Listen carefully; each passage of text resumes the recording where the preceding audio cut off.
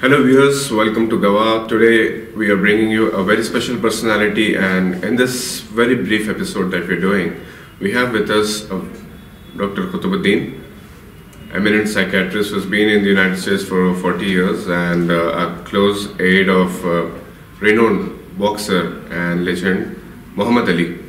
He's also the advisor to many celebrities and many eminent personalities in the United States and in India. Welcome to the studio, Dr. Khutbuddin. Thank you. Very nice. You've been in the United States for a very long time, for over 40 years now. So, how do you look at the Muslim scenario in the United States in the face of changing political atmosphere? Thank you for asking the questions. It's my honor and pleasure to be with you today. I'm very glad that we are here. The first question was about this status of Muslims, Indian Muslims in US. Mashallah, they are doing good in the sense that they are well off and they are professional, well educated doctors, engineers, entrepreneurs and businessmen. And Muslims have been also heading several corporations, and they are in the journalism and in the law. Mostly doctors and lawyers and engineers, they are a high proportion compared to our population there.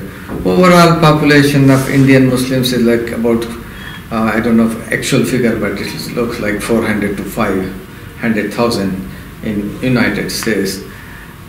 They are doing very good, they are competitive and they are hardworking, and they have established a very good name for themselves, being people of integrity and professionalism.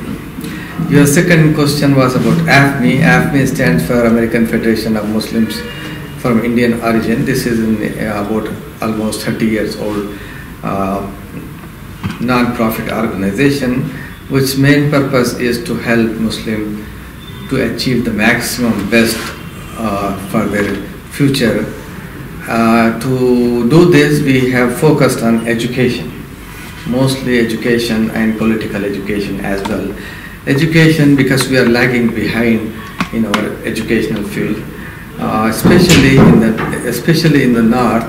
We are concerned about educational status, which is extremely poor. Especially where the 75% of Muslim population of India in Uttar Pradesh, Uttarakhand, Bihar, Jharkhand and Odisha and Bengal, these 6-7 states are really badly affected by lack of education and literacy. This is a big challenge for us. This is related to their poor social economic status. We have chosen whichever state is poor to put our more efforts in them so that they can benefit on that level.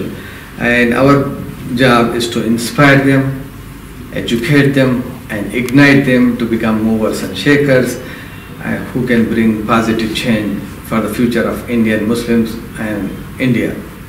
So in continuation to what you said, the Indian diaspora may be small compared to the size of the United States, but it is giving United States a $44 billion business, particularly in the halal products industry.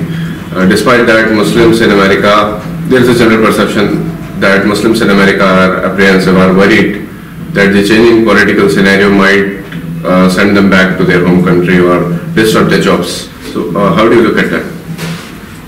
There is a misunderstanding in US about the situations of Muslims, but so far it has not translated into any actions or reactions.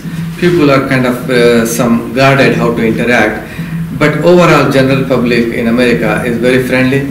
They are open-minded and they judge you by case, one-on-one. They don't decide who is who based on the CNN or Fox News information. So in this regard, we are lucky that America has no bias on personal level, but government level, Trump's policies, we don't agree with them. I think people who are settled in America, I want to give them a message that even though you are America, but your roots are here, your friends are here, your extended families are here, you were born and raised here, you owe great service to India. I think people who are getting cut off from India and happy with their status in USA, they are sort of conducting a spiritual crime, because that's a burden of being a Muslim, that you should have pain, concern and love to other Muslims as well as your relatives.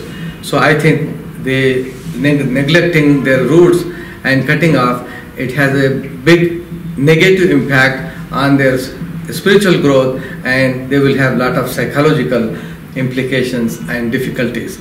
So when I come to America, India, I feel strengthened, and I feel that connected to humanity, connected to God, connected to teachings of Islam, which use that muhabba and akhraba, teaching of your love with your family and your near ones is a must in Islam. Silatul Rahim and interacting with love and mercy is a must in Islam.